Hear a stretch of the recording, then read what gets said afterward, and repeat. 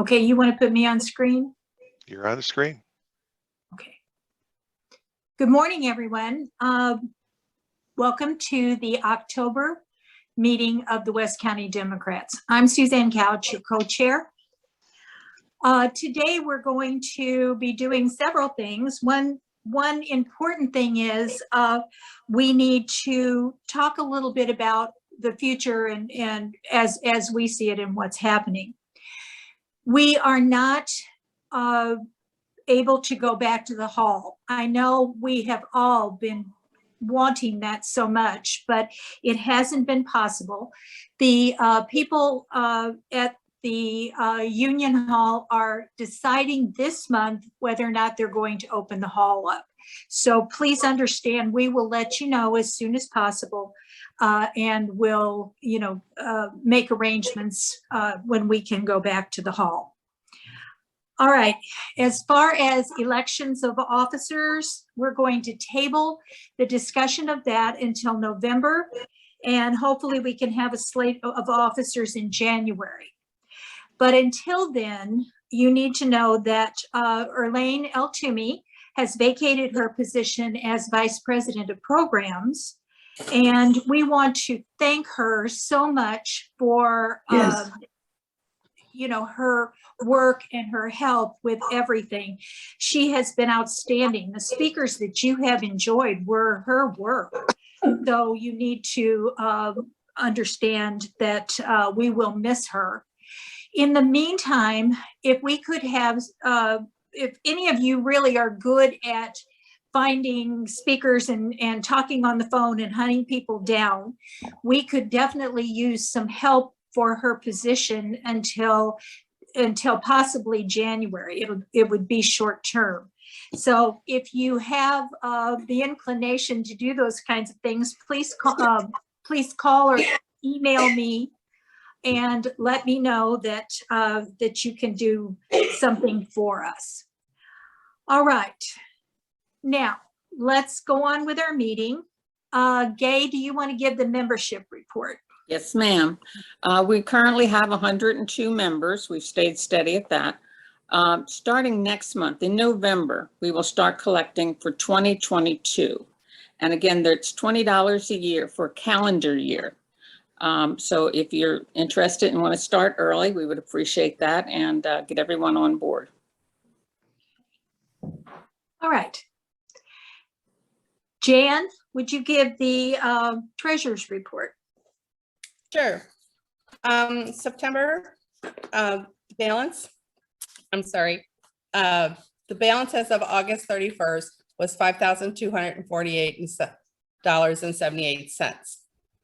In September, we received $20 in membership dues, charge of $54.09, which gave us $392.25, and that included a tax filing of $19.50, a social media charge for our website $272.75, and honorarium for Dr. Mannion for $100.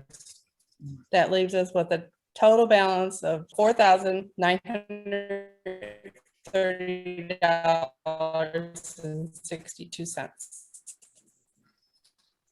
We had a little trouble with the audio there. We will post the information on our Any questions? website. So if you need that information. What? Jan? I'm sorry. We had a little trouble with your audio.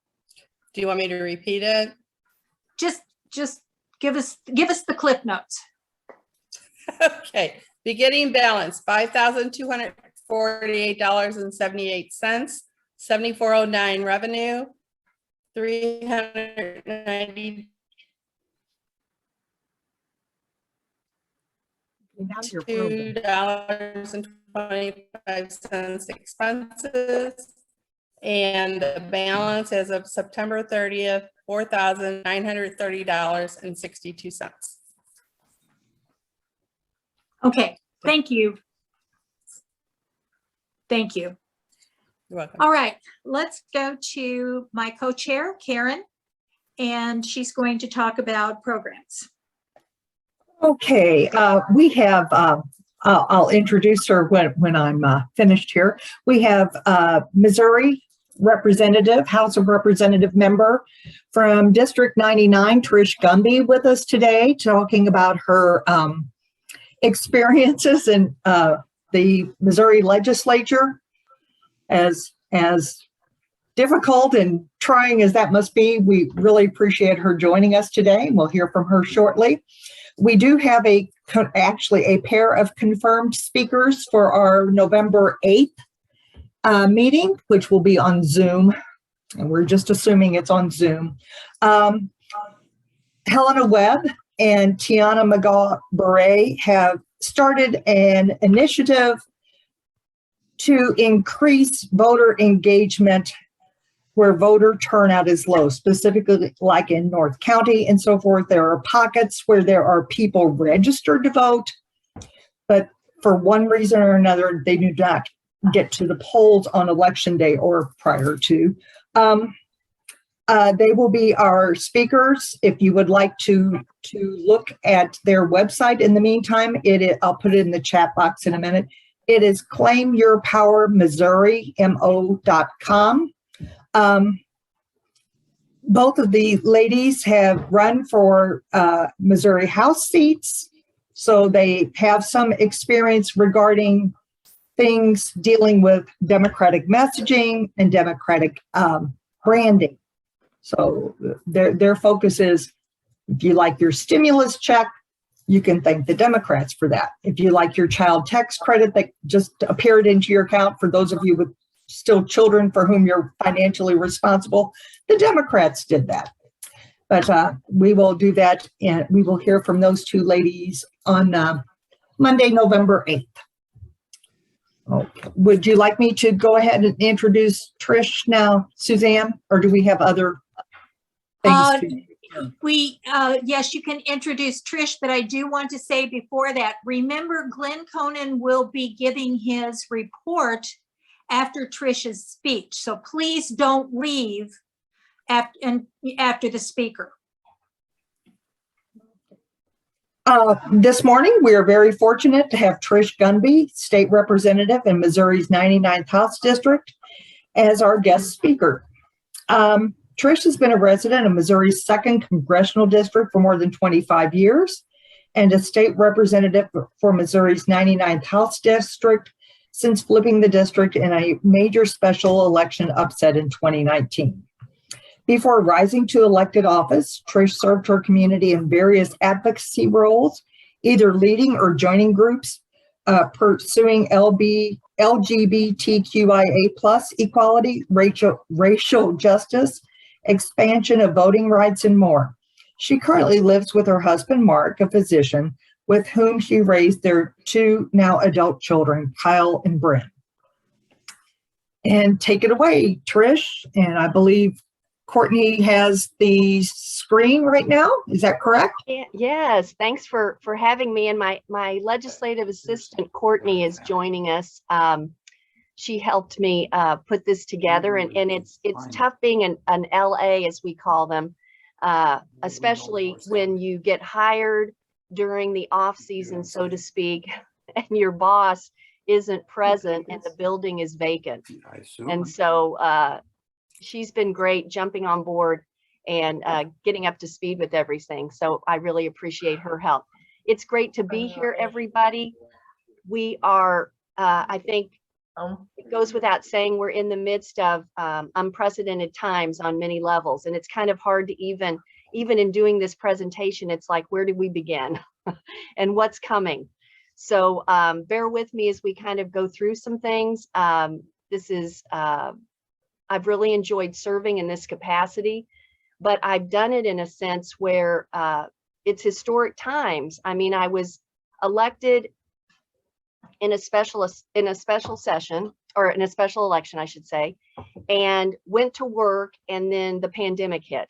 And so I came back home, and for the next few weeks, worked from home, helping people access unemployment benefits and all things related to COVID. Obviously, that was before we kind of knew where we were going with this, no vaccine or anything. And so it was a very unique time, and certainly not the norm by any means. And thought that we would go back in this past year and won a re-election, but thought we would go back and things would kind of be a little bit more normal. And what we found is, unfortunately, along partisan lines, the majority of my Republican counterparts refused to wear masks, did not elect to get vaccinated. And so that disrupted both the Senate and the House last year earlier this year in session, where we lost, 2 to 3 weeks, basically. And that's really significant when you're only there from January to mid-May. And when one of the chambers shuts down and the other one shuts down, and it's very disruptive.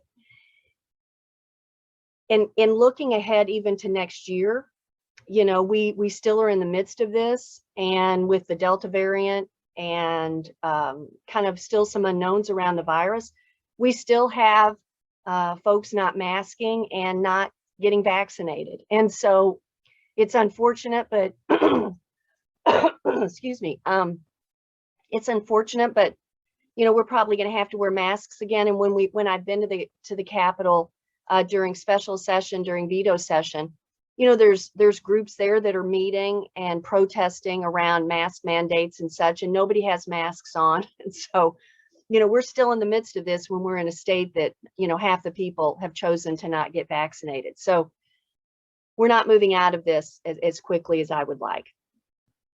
But anyway, it is what it is. We will do the best. We will power through. I am currently on these 4 committees: Economic Development, Ways and Means, Utilities, and Veterans. And a lot has come out of those. And one of the things I foresee that I'll just highlight briefly, I'm actually going to have an event in November with Representative Barb Pfeiffer out of District 90 in Kirkwood. One of the things I heard both in Veterans and Ways and Means was legislation that would reduce or eliminate personal property taxes. And in an election year next year, where the refrain of no taxes resonates for some, we are going to do an event that is going to include Parkway School District CFO, firefighters, different individuals who can, also Jake Zimmerman, who can kind of share with us what would really happen if we passed legislation that would reduce or eliminate personal property taxes, and how that would affect certain institutions. I don't think people understand, and certainly I've learned much more as we've kind of gone down this path, but I started hearing it in committee and would speak to my Republican counterparts who were advancing this legislation, and they would say, well, of course this isn't going to pass, but they're sort of just pandering to their base. But I think what we're going to see happen is some semblance of this move forward, and it could be devastating to a lot of different stakeholders. So those are the things, kind of some of the takeaways from my own specific committees. And we're going to address that again in an event in November. So stay tuned for that. You're welcome. It'll be virtual and people can join in. As a Democrat, I knew going into this that I would have to work across the aisle. And frankly, we should all be working across the aisle, because that's the way you get things done typically when it comes to legislation. We know from years past when Democrats and Republicans tended to be more moderate in all their positions, people worked across the aisle willingly. And what we have found here in Missouri is there is some legislation that works. There's other legislation that the sides are too far apart.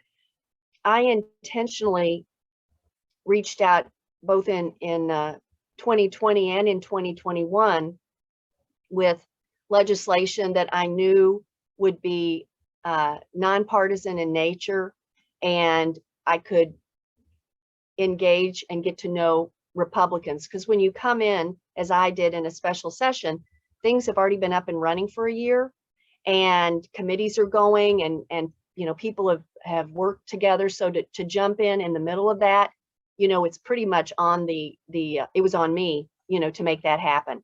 So I found Republicans to carry legislation for me. One was a tax credit for folks who bought devices that would secure or lock their guns, and that would include safes, those sorts of things. And so Ron Hicks out of Dardenne Prairie carried that for me. I also have a PTSD bill that actually was brought to me by the mayor of Manchester, who had a constituent who was evicted from his apartment because of a PTSD episode, and they were going to force him to pay for the remaining portion of his lease. And so the mayor came to me and said, I think when it comes to PTSD, could we have legislation that if that was a diagnosed condition, that somebody, if something like that were to happen, they would just be let go and let out of their lease.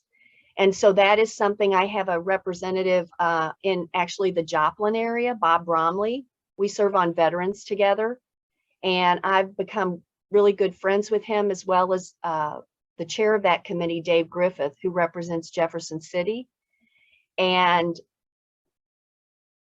last year, that legislation did not move, but at the end of session,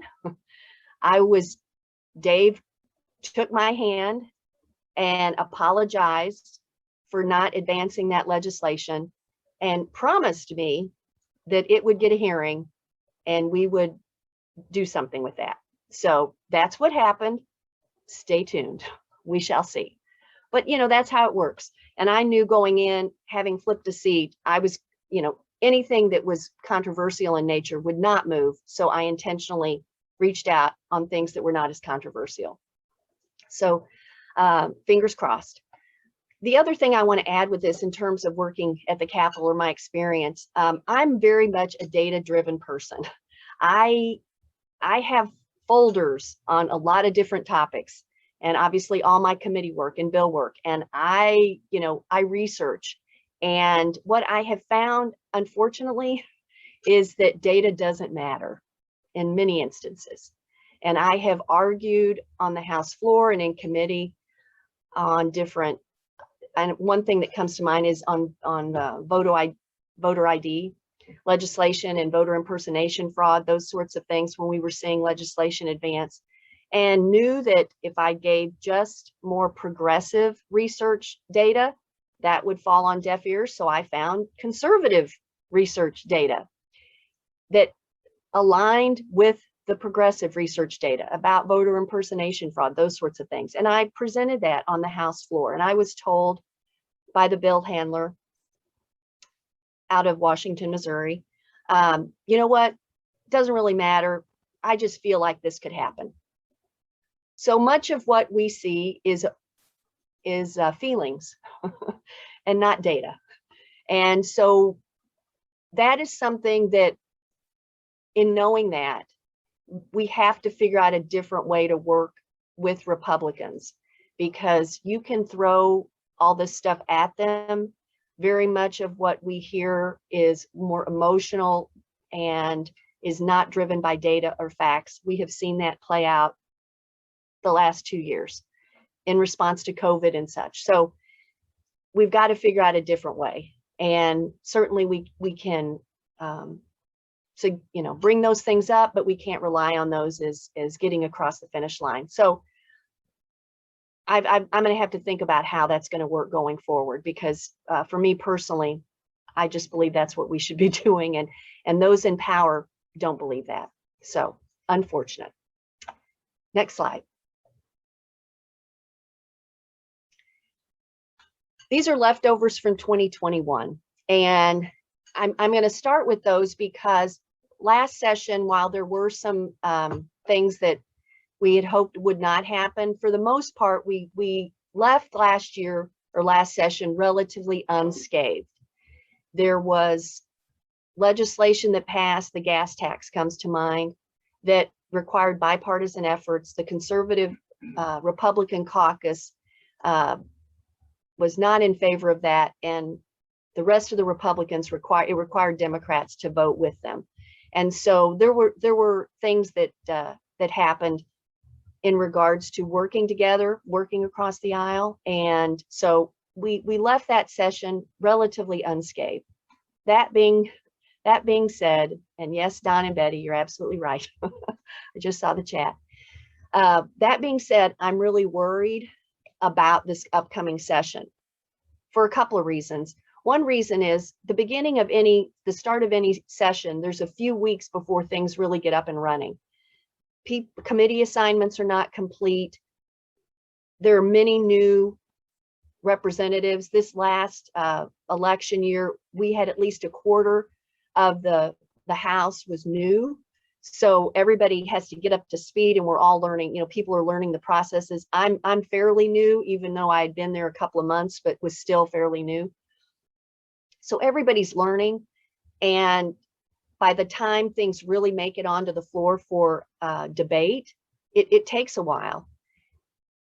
Now things are already up and running. There may be a few changes in terms of committee, but we will come back in January, and probably one of the first things that we will do will be to deal with, and this isn't on the slide, but to deal with redistricting and voting on those congressional districts and such.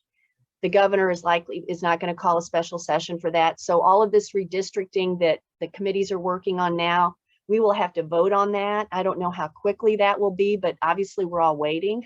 Me especially.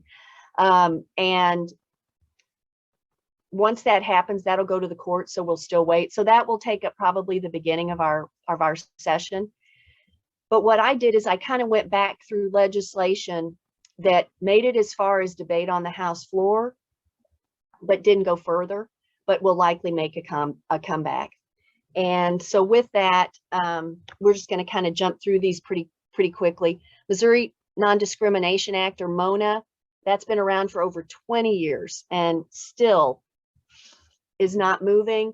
And obviously we saw what happened with the LGBTQ exhibit in the Capitol building and the fallout from that when that got moved to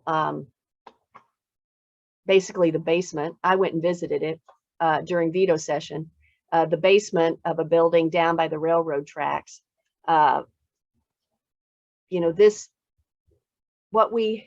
How we address LGBTQ individuals in our state, and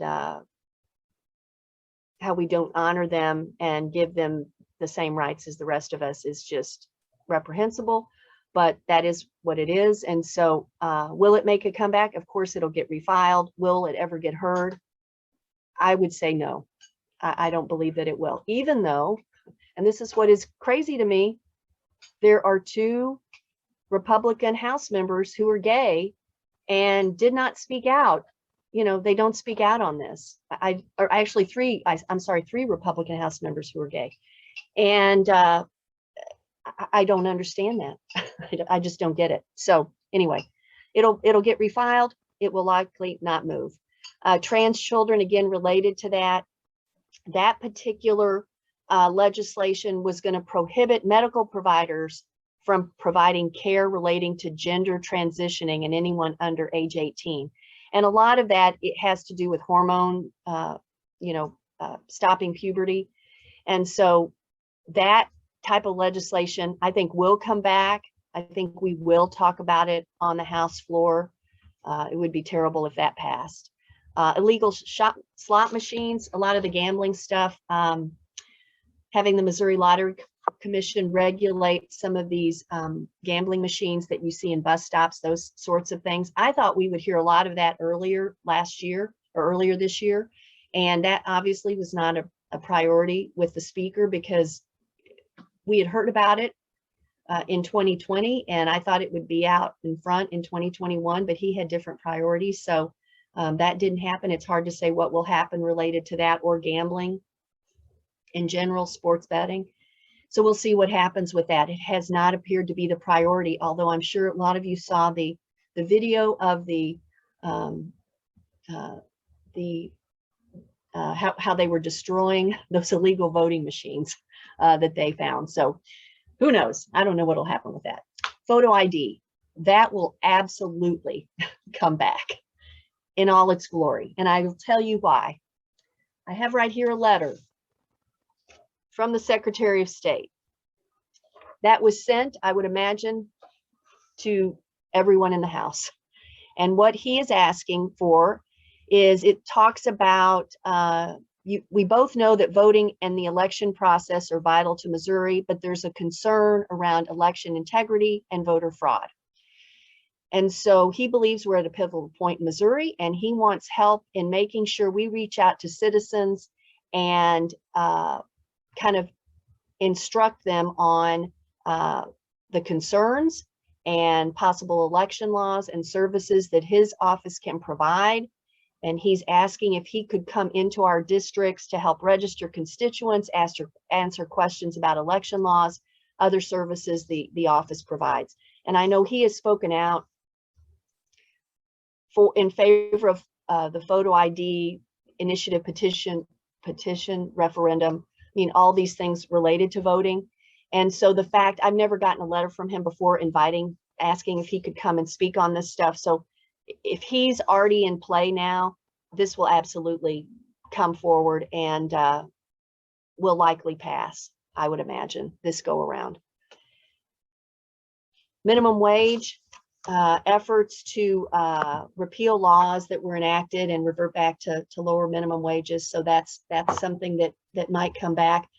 It'll be interesting because obviously now, I mean, everywhere I drive, everybody's trying to hire people making much more than even what the $12 an hour was suggested when we voted on it. So I don't know if that will have the same appeal as it has in the past, simply because, you know, companies are having trouble attracting people even at $10, $11, $12 an hour.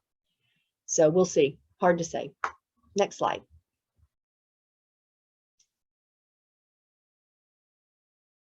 Censoring history, that's more of the critical race theory that we debated one day on the House floor. I believe it was one day. And in that moment, we gave the floor to the Black Caucus to speak. That was something as Democrats, we kind of, as I should say, you know, we advocated for them and let them speak on that. I believe that will absolutely come back. I mean, at the end of this session, Senator Koenig, Senator O'Laughlin, and others were having events to talk about critical race theory. I get Senator O'Loughlin's reports, and she has continued to advance the idea that this is being taught in schools. It should not be taught in schools. We know what's happening at school board meetings and around the country. And so I believe that this will come back, even though it has been proven that virtually none of our school districts are teaching critical race theory, and it is not a thing. In fact, I had a series of events over the summer and into September that talked about, my first event was, what is critical race theory? You know, are we teaching it? I had a panel discussion around that. I then had a group of professors who spoke about Missouri history in August, and how during the Civil War, Missouri was, you know, kind of half and half in, half out of being a northern or southern state.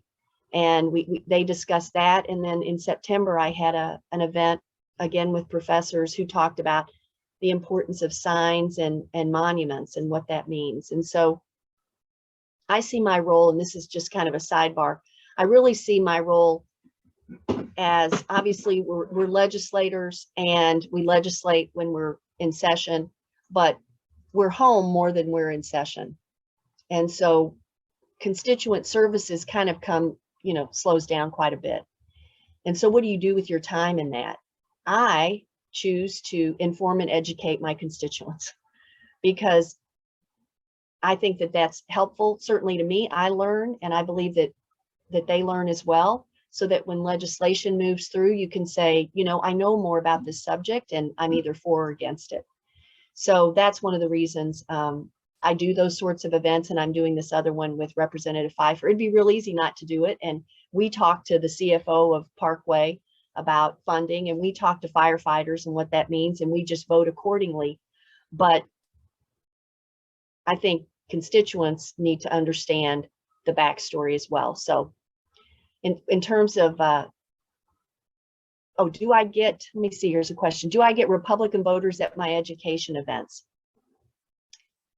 Hard to say. I mean, I recall, you know, we were in person for the critical race theory one in earlier in the summer. There were 75 in attendance. We had 75 watching online. That video, I did it in partnership with my church's social justice ministry. It was a non-religious event, but they hosted it with me. That video about critical race theory has been viewed over 1,000 times. And so in all of these things, you know, you never know what that impact is going to have, and, you know, down the road with people. And so I would imagine it has been viewed by Republicans, and I hope it has. You know, that's the goal in all of this is, and I get emails. My district's 50-50. And so I get emails from people recommending or suggesting things related to all of this. And I just, you know, tell them what I believe, and we agree to disagree many times, but I'm sure that they do attend. They haven't been, I have a few that are rather vocal, but I would say the majority are polite to me. So Rush Limbaugh, again, that was a lot of debate on the House floor related to that. I actually was the person who added an amendment to include Walter Cronkite as an esteemed Missourian and a day for him, and that got voted down. And Rush Limbaugh didn't make it through either. But when Walter Cronkite, that was a strategic move on my part because I thought, who cannot vote for Walter Cronkite? Well, apparently the vast majority of all Republicans, and it was a voice vote. It was not a, it was a voice vote.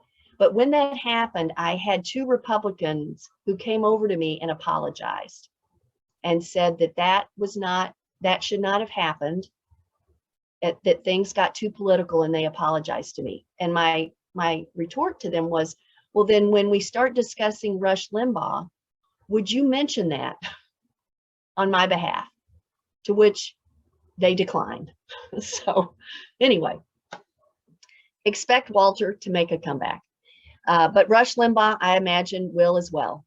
So, and you know what, some of the discussion around that was even, you know, he really didn't believe the things he was saying.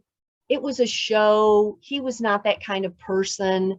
It was, you know, to which my comment to all of that is, I have more problems with that than I really do somebody who just really believes something and says it. If you're using your voice and you're, you know, if you're able to rally people around something that you know is not right and is so divisive, and you're knowingly doing that, to me, that's worse than somebody who that's what they believe and they're very direct with you. So he'll come back.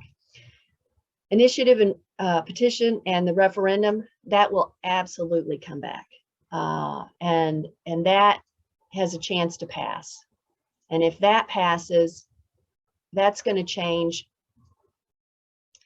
you know, the landscape of certainly how citizens participate in this process, and how many things we've had land on our ballots that were citizen driven, and how as a state we've been so proud of those in the past, and how now we will likely make it so that it will require the numbers of signatures that are required, and in what parts of the state they're required in. It's going to make it harder to get those. And then if you're a smaller grassroots organization and you really don't have funding, you add a funding component onto that, and you tell people you're going to charge by the signature, by the page. once again, money creeps in and keeps people out. And so that's between that and photo ID, I think those will be two of the things we're going to see right off the bat. Trans athletes, part of the LGBTQ piece, I think that will come back again. And attacking protesters, I don't know about that. I think some of that was driven because of a lot of the George Floyd protests that were happening at the time. And, people's memory on some things is short, but I think a lot of that, this type of legislation was spawned from what we saw happening around those and what we saw happening on the coast in Portland and Seattle. And we had some of that here as well, but we didn't have the destruction to the extent that they had. So I don't know if those kinds of that legislation will come back, but if it does, we'll be after it. I wanted to speak just briefly about concerns about election security. I had a virtual event with Eric Fay last spring, and this was after, obviously, the 2020 election. This was after January 6th, and I started getting emails from constituents about election security, all the stuff we're seeing right now. And so I thought, well, let's go to the source and let's have an election official come in and speak to that. And that video is on my Facebook page if you want to view it. He did a great job answering questions and explaining the process and how our St. Louis County Election Board operates. And the other thing that I took away from that is nationwide and even worldwide, people who really, where elections are their jobs day in and day out, there are not many people who do this for a living to the extent that Rick Stream, the Republican the director, and Eric Fay do it. So when you look at across the, across the country, when they gather together for a convention, it's not many people. Many of them all know each other. And so they work together across the board to make sure our elections are safe and secure. And so when all of this questioning of fraud and all of this came to pass, Eric shared with us, the things that were being said just were not possible for the most part. There are checks and balances. In terms of audits, what we saw happen in Arizona, they don't necessarily go back and do audits like that, but they certainly go back internally and recheck everything. The accuracy, the transparency, we've just got invited, legislators have just been invited to tour the St. Louis County Election Board next week and understand the process so we can, people can take that back to their constituents and how they're secure. And so when we've seen Republican secretaries of state across the country certify their elections, including our own, when I get emails that say, our elections aren't secure, we should be doing these things, I redirect them to Eric Fay and to our Secretary of State, because they are. Last year, those elections were the most secure we've ever experienced. And yet what we are seeing right now is people chip away at election integrity. And it start when you start saying something over and over and over again, some people start believing it. And that is what is happening in all of this.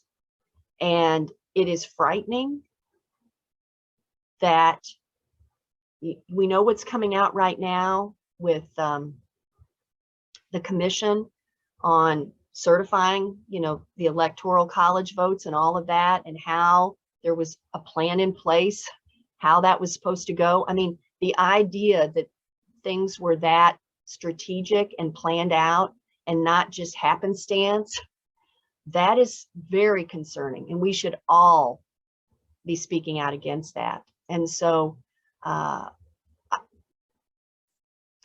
just leave it there. But to me, that is one of the most important things we should all be you know, it should stay on our radar, and I know it is. So that's why I brought Eric in, and I continue to reach out to him, you know, when people have questions, the way they frame questions. He's a great resource, and actually travels across the world to monitor elections in other countries. That's one of his side gigs, shall we say. So really interesting person. And anybody can tour St. Louis County Election Board whenever they want. So next slide. So other impacts coming up on this year's session, or next year's, I should say. I just wanted to bring up Texas kind of as a trendsetter, unfortunately. Obviously, they're advocating for voting election audits. They've been in session recently. Penalties for reducing police budgets in large cities. We'll see if they come in and we see legislation related to some of what they're doing there, and limiting the discussion of racism in classrooms. You know, I think, yeah, abortion bans, there's more, the list, you know, it's grown. Texas legislation obviously influencing our own congressional rep. Public health initiatives wanting to reverse mask mandates, blocking vaccine requirements, and the whole issue of immigration, certainly what's happening at their border. I still get, I was at the Manchester Homecoming. I had a booth there, and I know I've spoken before, and I know you all have taken it to heart about having booths at these festivals.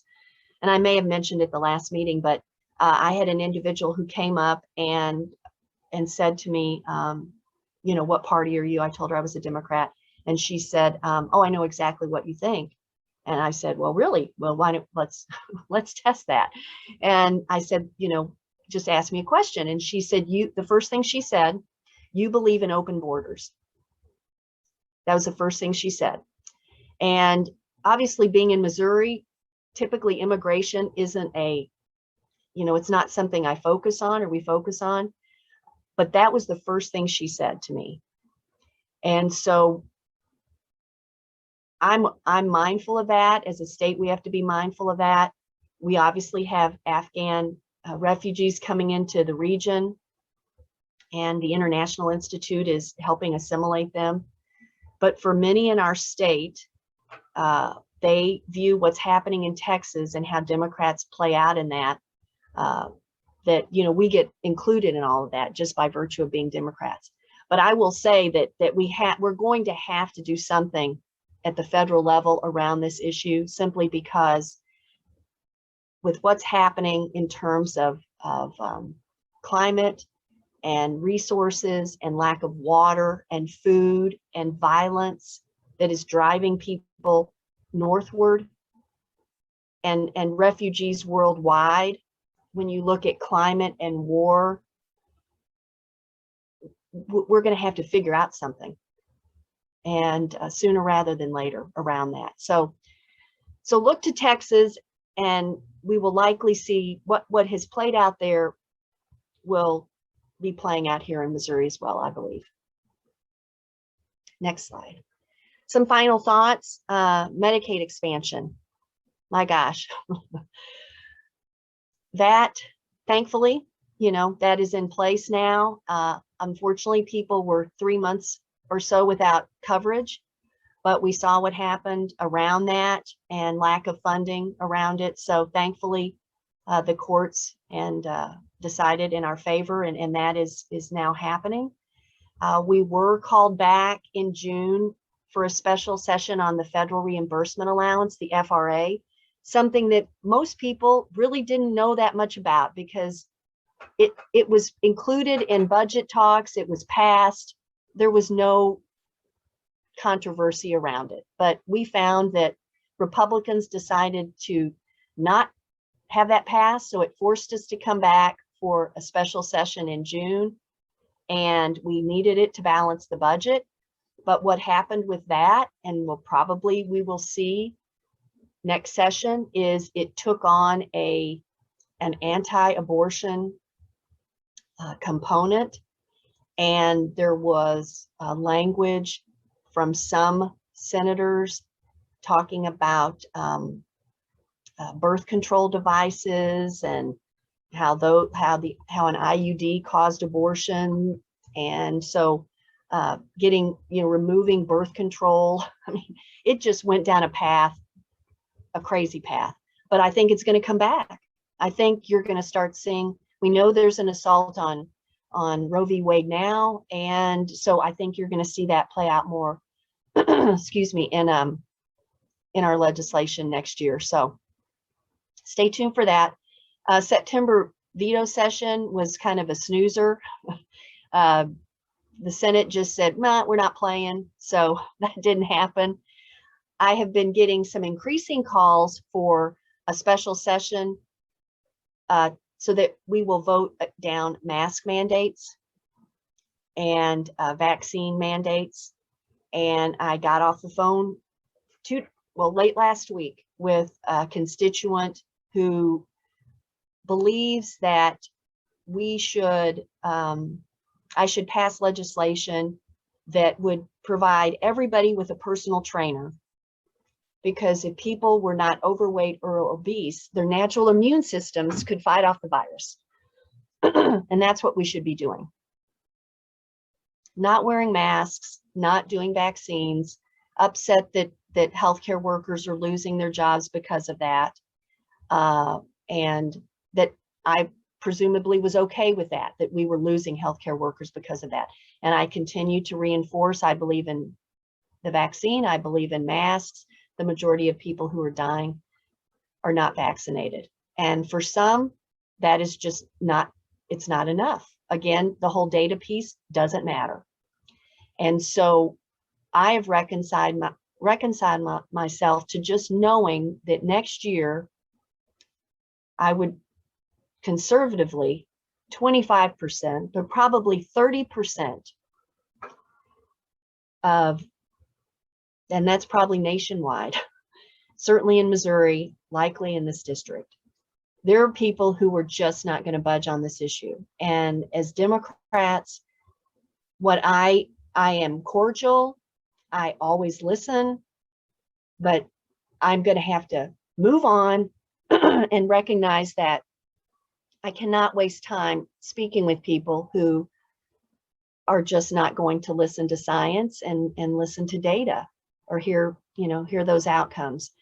And so we are going to have to find and locate those individuals who view themselves moderately in all of this and who are independents and persuade them to vote for Democrats, because Republicans are heading down a path where they have decided to throw all their eggs in the extremist basket. And we are seeing certainly state legislative candidates do that. We are seeing federal candidates doing that, and we'll likely see, presidential candidates do that. So we just have to get in front of people and let them recognize that there's a better way, and it's going to take a lot of work. But I'm not hopeful for this session. I just keep telling myself we are living in historical times, and this is a transition that we are making as a society. And and I feel very honored to be a part of that and to be a voice for that. But that doesn't necessarily make it any easier, because right now we're the minority, and there are things that are going to happen that we cannot control. But we just have to keep trying. Not doing something is not an option. So. Thank you so much, Trish. It's been extremely interesting. We don't always know what the background is on things and how things are working. And we really thank you for coming in and speaking to that. Does anyone have a question for Trish? Is there anything in the chat box? I'm looking at the chat box. I don't currently see anything. This is one issue. Dennis Lavely here. I have a question. Go ahead, Dennis. You can go first. Okay. With the many antagonistic challenges we're seeing at some meetings, what concerns have you have regarding your security? Well, I have asked, when I do town halls or events such as that, I inform the police that I'm doing those things and ask them to be present, or at least do a drive-by. For instance, Representative Pfeiffer and I had town halls in May after session was ended. It was an outdoor event at a park in Kirkwood, but we asked a police officer to be in the parking lot. So those are things that I'm mindful of. I have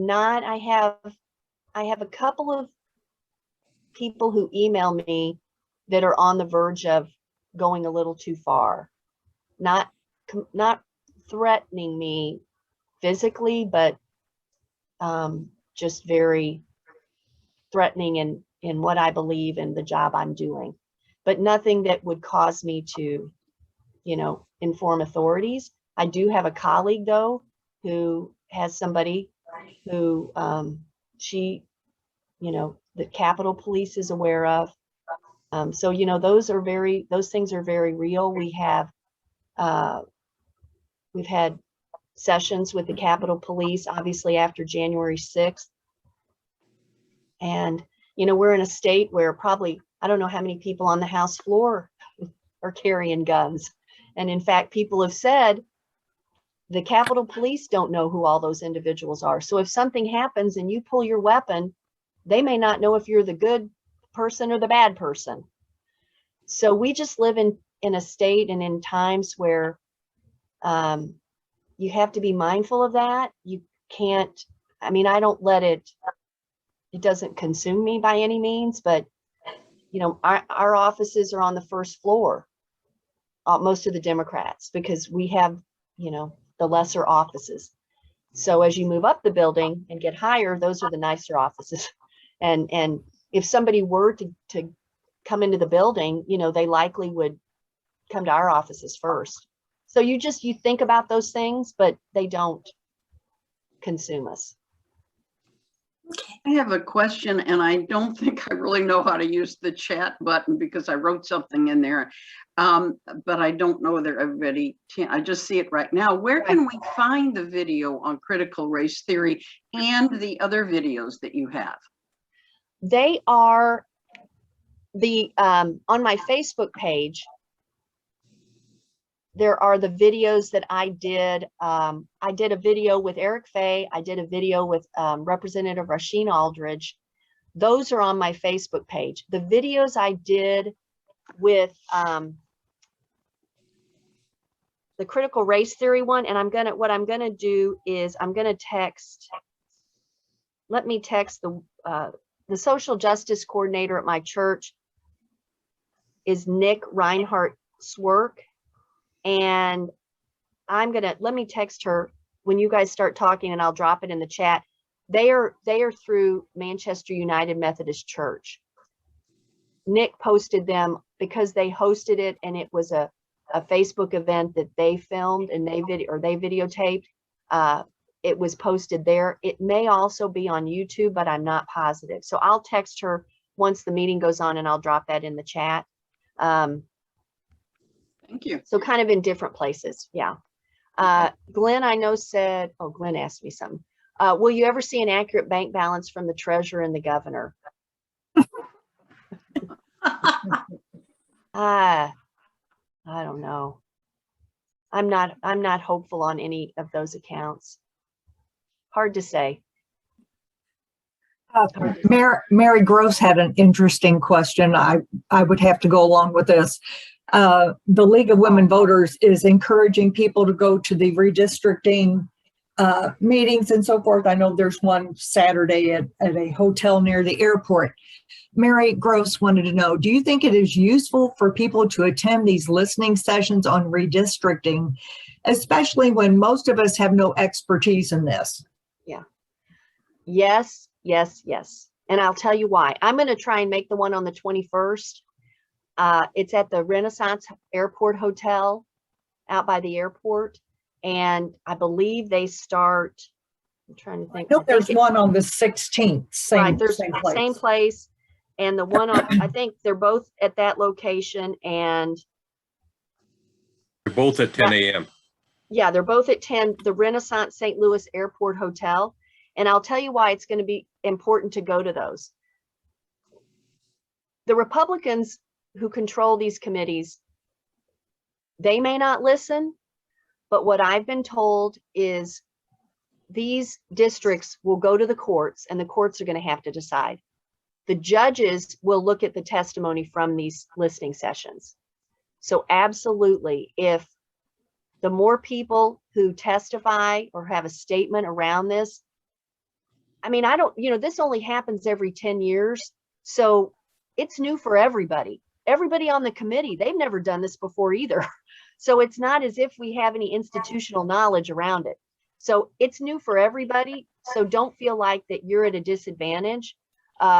Definitely make your voice heard, talk about gerrymandering. I mean, in my own house district, my side of the street is my district. Across the street, my own subdivision is Dean Plocker's district. So in my subdivision, everybody couldn't vote for or against me. So definitely go there. Do not feel like that's not a worthwhile way to spend your time, because knowing that the judges will look through that testimony or just to see the number of people who showed up, and even saying things like, one of the things that you can say is, why aren't you having more of these on a weekend when people aren't working, or in the evening when people aren't working? There's only one on a Saturday. It's this Saturday. The remaining sessions, there are none on a weekend, or they're, during the day. So retired people or people who, have more flexible jobs, they can come, but the vast majority of people can't attend those. So if, we could have 10 people say that over and over and over again. So that you don't have to know anything about redistricting, except they're not making it convenient for people to make statements. So that would be something I would drive home. Okay. All right, everyone, we have time for about one more question. Does anyone have a question? Me, I have a question. You go. Jay Ashcroft and I have had words before. His current thing about making local elections partisan in an effort to increase voter turnout. I've already seen pushback from nonpartisan groups saying, I'm a city council member. If I had to declare a party and run on a party platform as such, I wouldn't do that. What's his push? What's his intent towards making that an issue? Is it to drive more of us away? Yes. From frankly, serving? Yes, it is. It's the idea that if we had all of those municipal elections, school board elections, if that, all those were moved to November, that ballot would take an hour to go through. And in doing that, people would just decide not to vote or not to show up. And so it discourages people from voting. I will tell you that the conservative caucus is in favor of that, but there are many more moderate Republicans I heard on the House floor, specifically people who were county clerks and worked in elections for years, that were opposed to that. And so I don't know. I mean, we debated it on the floor. I don't know how the speaker lands with that, or how the floor leader, what will happen with all of that, because there was pushback from a number of Republicans around those issues. And but it's just interesting to see that happen, because you'll get pushback and there will be debate, and then when it comes to vote on things, many vote in line with the Republican Party. So I don't know, but there was not, I mean, I got emails from the mayors, school board members, all of that, and to politicize those kinds of elections, that would be terrible. And it would create a ballot that would take so long to go through. That would be bad, obviously. So to discourage voting, that's exactly what it would do, Karen. I would never work another November election as long as I live, because November elections are bad enough Right, exactly, for poll workers. Yeah. exactly. Okay. Any other questions for Trish? Yeah, I've got one. Okay, Got my go hand ahead. up. I'm In sorry. addition- I see you now. In addition to the effect it would have on the election itself, you have a really damaging effect on the people who choose to run.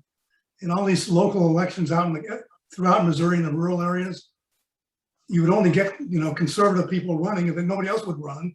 And it would Mhm. change the whole nature of how those councils operate. Not to mention No. the school boards, it would be a disaster for school boards. No, But even for local councils and county councils, it would be a disaster. yeah.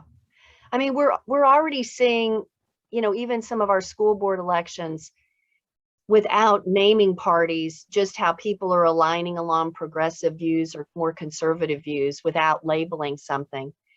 And and to have those forums where you can hear all the school board candidates. I mean, I'm trying to imagine in November where you're listening to school board forums, you're listening to mayors running, you're listening to board of aldermen, you're listening to, and then you go up to state house and state senate, and then the federal offices. I just think there would be such fatigue and people would just tune out. I think the opposite effect would, and frankly, that's what they want to happen. So, people tune out, they're done with it. And then you just continue to get, more Republicans in office. So I don't know. I don't know if that will play for them this next session. It's hard to say. Okay. Well, thank you so much, Trish. It's been wonderful. We're much more informed than we were before, and we always value your input. Thank you so much, everybody. you. And I just see my LA drop the video for Eric Fay into the chat if anybody wants to copy that. And I'm going to text Nick right now and find out the other one. Okay, Thanks, thank everybody. you. Now don't leave, don't rush off. We have the second act is coming up. Glenn, we need to have you talk about your issues. Good morning. Let's start with a quote from that great philosopher, Richard Pryor. Who you gonna believe, me or your lying eyes? We all remember January 6th.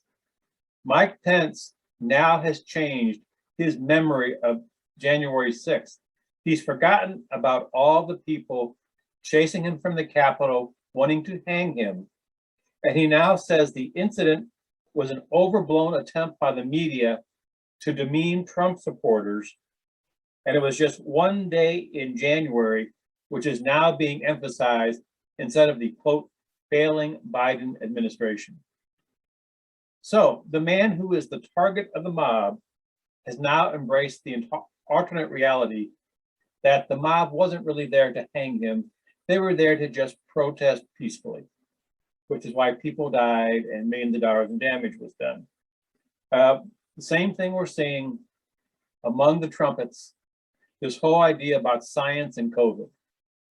By the way, I was down at a country store about a month ago, and you cannot buy most veterinary medicines for animals now.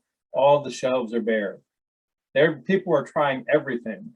And in fact, my mother was in the hospital, went into the emergency room, and the one technician explained, people come in who aren't vaccinated, they've got COVID, they think they can get a shot of horse juice in their butt and go home cured. It doesn't work that way. Missouri, by the way, is predicted to be one of the last 3 states to eliminate COVID. So, meanwhile, the first Monday in October was last week.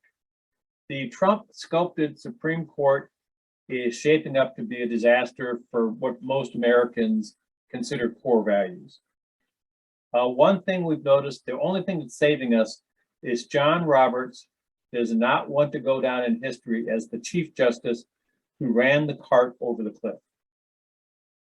On a few other decisions, he has moderated his stance, but he's going to be under a tremendous amount of pressure, not just on Roe v. Wade, but also, believe it or not, Missouri's Second Amendment Preservation Act. We may see a destruction of not just the Second Amendment, but of the federal structure to regulate firearms. Thanks to the Supreme Court. In other words, the Missouri Second Amendment Preservation Act could actually spread nationwide thanks to the Supreme Court. Also, a few years ago, they de-emphasized the Voting Rights Act. It looks like the Supreme Court is going to allow a tremendous amount of gerrymandering and a tremendous amount of voter exclusion, as well as race-based or income-based discrimination on how voting is done. For example, it's possible that in places like Houston, where you have 6 million people in Harris County, they'll have one voting location for every, say, 2,000 or 3,000 people in majority or in white areas, and one voting location for 10,000 people in African American or Latino areas. And it looks like the court is leaning towards letting that happen. When it comes down to what's going to happen, between these clown car proposals from attorney generals and things like that, take the clowns and give points. This is not going to be a good Supreme Court term for us. It will not be a good Supreme Court for us and basic values until several of the conservative members are gone. And unfortunately, the 3 appointed by Trump aren't going to see Social Security for another 25 years. Congress, meanwhile, remains virtually non-functional. Note that the Senate Republicans only gave half an inch to maintain the creditworthiness of the United States. They gave till December on the bill to raise the debt ceiling. Remember, the debt ceiling is basically right now spending or paying for the things that Trump bought and that the Republicans put in place. Being against the debt ceiling is kind of a very strange thing to do if you're a Republican, because most of that debt goes back not just to Trump, but to Bush 2, Bush 1, Ronald Reagan, and so on. Going back to Stockman in the early 80s, when the Republicans decided deficits don't matter, take a look at the total national debt since the early 80s and now. And it's been the Democrats who have tried to hold down the debt. It's the Republicans who have let it go up. So the Republicans not wanting to pay the bills is kind of hypocritical. That said, a lot of Republicans really, really want the infrastructure bill to pass. They can't say that, but they're getting pressure from their state legislators, their governors, and so on to get the money for things in their states. However, Mitch McConnell and Kevin McCarthy will not let them say that publicly. So we have this weird situation where right now Republicans are going to be against the infrastructure bill and the social spending bill, but if they pass, they're going to be there for the ribbon cuttings for the new roads, the new water plants, and so on. We're looking at a major problem with China that is not getting a lot of coverage. If you look at what's happening in the South China Sea, if you get behind that whole stupid fight between the United States and Britain and Australia and France, what's really at stake is Australia decided they needed better submarines because they see the Chinese Navy getting closer and closer to their beaches. And the better technology, it is claimed, is American rather than French, who they bought from the past. The Chinese appear to want to take over Taiwan again. The problem is, if you read a lot of things in the foreign affairs press and so on, there is a fear that the United States and the West will be pressured not to protect Taiwan because it would hurt Walmart too much. Foreign policy by Walmart. Walmart and the US economy depends on cheap crap from China. And if it comes down to a few million Taiwanese who have an elected government and consider themselves an independent nation, or having them absorbed into communist China, a lot of the experts are saying that Biden would not get the support for any military intervention, any military action. So even though we're now putting more of our naval resources and Air Force resources in that part of the world, it could be a show. We could wind up having China take over Taiwan, possibly before the 2024 election. So keep watching that, folks. Meanwhile, back in the state of Missouri, we finally opened up Medicaid, sort of. What the governor's bureaucrats did was create a new parallel track for Medicaid, the Adult Eligibility Group, AEG. All the adults going in through the expansion and their other family members are in the AEG. What that means is that if they get a chance, they can push one button on a computer keyboard and knock all those people back off Medicaid again. Separate funding, separate applications, separate tracking.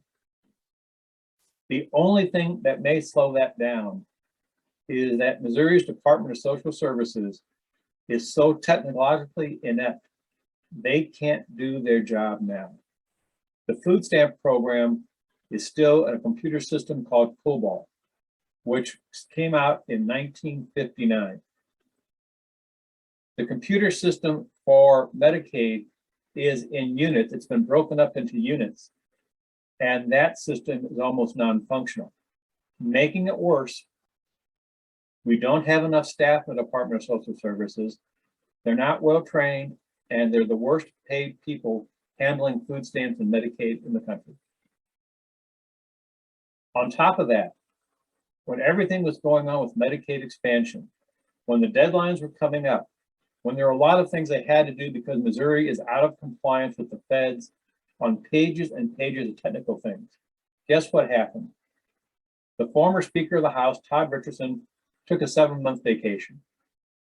So at a time you needed a leader to run your organization through these challenging times of expansion and all of that, the guy took a walk.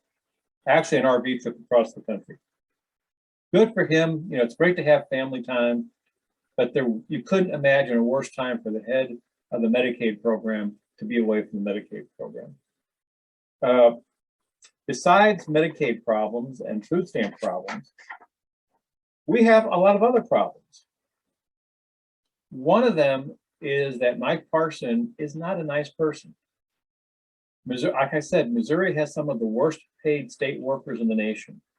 Rather than giving money to state workers, as you've noted in the Post-Dispatch this weekend, Parson has awarded a series of no bid or quiet bid contracts to consultants to talk about employee compensation.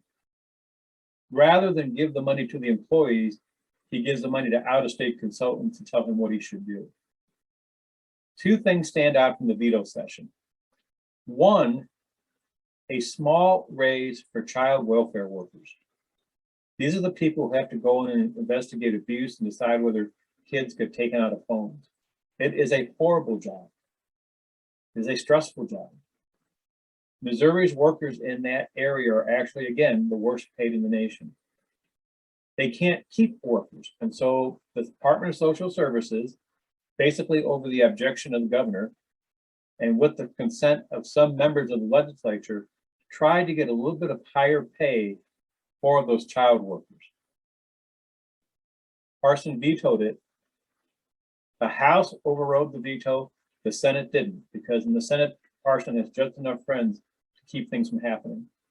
The one that caught my attention, Lincoln County asked and got a special $140,000 allocation out of a $35 billion budget, $140,000 application for money to hire 2 investigators and a special prosecutor to work with a child abuse problem they have there. It's highly unusual that something like that comes up, but when it does, and when the legislators from that area in the House and Senate are for it, it's also extremely rare for such a small thing to get stopped by the governor. Well, the governor vetoed the $140,000 for child abuse investigations in Lincoln County and said they could go get a grant. Meanwhile, they applied for a grant and the Department of Public Safety did not endorse it. Like I said, Mike Parson is not a nice guy. He does not brook any changes to his budget. He is more worried about what happens as far as him being in control and what's best for the people of Missouri. I asked Trish the question about Missouri's bank balance because I don't know anyone who can find out what it is. We know that there have been a bunch of press releases from the state government, from the governor's office, the treasurer's office, and from the feds about pandemic funds coming to Missouri. We know that Missouri had some actual savings during the pandemic because of closed offices and things like that. But trying to find out, it appears that Missouri has billions of dollars sitting in bank accounts at a time when the budget was so lean that we couldn't fully fund a lot of things like transportation for rural school districts. We couldn't fully fund a lot of programs for kids in schools. We couldn't fully fund all sorts of things across the board. And yet Missouri has billions of dollars in the bank.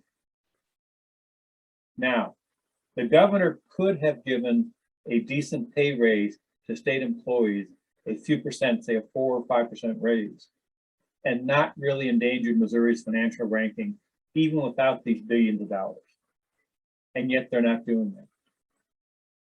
Remember, this is the same governor who said people were sitting on their butt at home, and that's why he cut off the unemployment benefits early, the pandemic benefits early to thousands of Missourians. Guess what? It didn't move the needle on employment numbers in Missouri. It's not that people were sitting home on their butts, it's that people weren't able to get to the jobs weren't that great, or there are other things like childcare. We've got a lot of issues here, and we don't have a lot of leadership. And more importantly, I don't see a lot of concern by the governor about solving Missouri's problems or taking care of Missouri's needs. Now, redistricting. As Trish mentioned, it looks like there won't be a special session on the congressional redistricting. That is handled by the House and Senate in Jefferson City. This is important because some of us have been hearing rumblings of a major fight within the Republican Party over how to draw the lines. St. Charles County has over 400,000 residents. They have not had a resident member of Congress in more than a century. Right now, they're split between the 2nd and 3rd district, with Blaine Lichtenmeyer from the rural area around Jefferson City being the representative for most of the suburban people in St. Charles County. There are also questions about how they handle their southern flank. There is talk that there could be, right now, the 8th congressional district starts in central Jefferson County and goes down to Arkansas. There is talk about extending that district into South St. Louis County. But the Republicans, they don't know what they want to do. I think that's the major reason why Trish and her colleagues have not been given a date and not being brought in for a special session, because the Republicans can't get their own act together. Remember, we had Clean Missouri, which set up an independent state demography. Well, right now we're dealing with our first round of redistricting under Dirty Missouri. And even though they have a commission for the House and a commission for the Senate, as Trish said, we're going to need to fight to get clean, decent lines. That's going to be especially true in St. Louis County. It appears from scuttlebutt that the Republicans would rather see fewer Democrats in Jeff City than there are now. Remember, Missouri is not as much a Republican state as it looks like from the outside. Remember that Claire McCaskill got a very good percentage of the vote, even though she didn't win. Remember that in St. Louis County, 25 of the 28 townships went for Joe Biden. Democrats are a minority in Missouri, but we are not as small a minority as you would think, looking at the way the House and Senate are divvied up. There's going to be a lot of fighting there, and a lot of it's going to be intramural with the Republicans. The Conservative caucus is losing Bob Onder. Bob Onder, right now, he's talking about going after Steve Ailman's seat. There's also been rumors he wants to have Ann Wagner's job. We're going to have to see how that plays out. But the problem is, while they're having all their internal bickering, they're not making great progress on redistricting.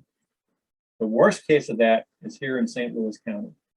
As many of you know, I am one of the commissioners for the St. Louis County Council Redistricting. When we took our group photo, the Democrats wore masks. The one Republican did wear a mask on her head like a bonnet. The Republicans appointed 2 people or submitted 2 people for their appointees who under the county charter can't serve because they are current elected officials. That was brought to their attention in mid-August. They have refused to propose new names. And so the commission can't meet until those slots are filled. And what that means is we have a hard deadline of December 2nd. We'd hope to be announcing our 3rd public meeting by now and to be working on actual maps. But we're still where we were in August because of the Republicans stalling out the process. You're going to see a lot more of that probably across the state on redistricting issues. Republicans are learning all they have to do is stall and drag their feet. They can slow down the process. And what that's going to do is put more and more of these things into the courts. And I get a little bit nervous when a process that could be done with citizen input, with public meetings, with reasoned discussion and compromise goes to a judge who has 50 other things on their plate. So, any questions? I wish it was more cheerful.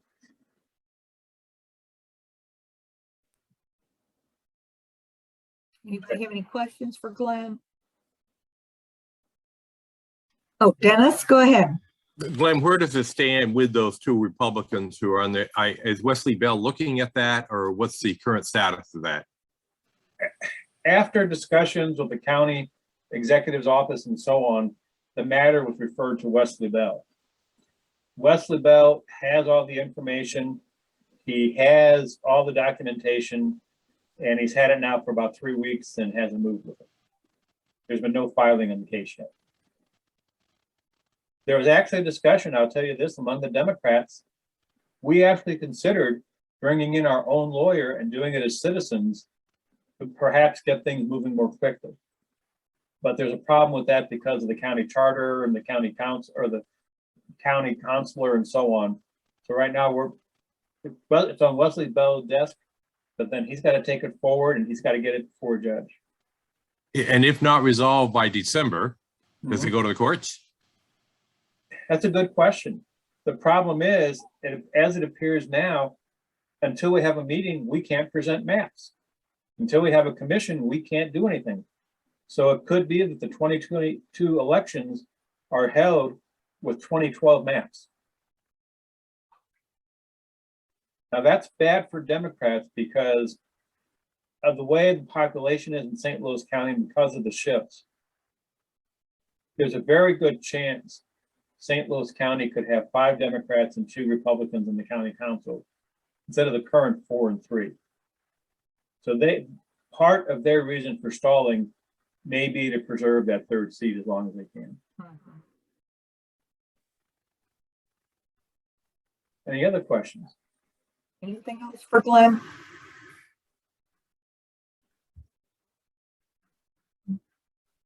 I don't see anything in the chat box. And I have a written report, which you can get either from me or we should have it on the website or the Facebook page. But unfortunately, these are not great times to be a Democrat. Things are rough all over right now. You're muted, Suzanne, if you're trying to talk. Yeah, I don't know why. I was going to say, that's why we're here. We're trying to stay alive as Democrats. Anyway, if there's nothing else, the meeting is adjourned. Bye-bye.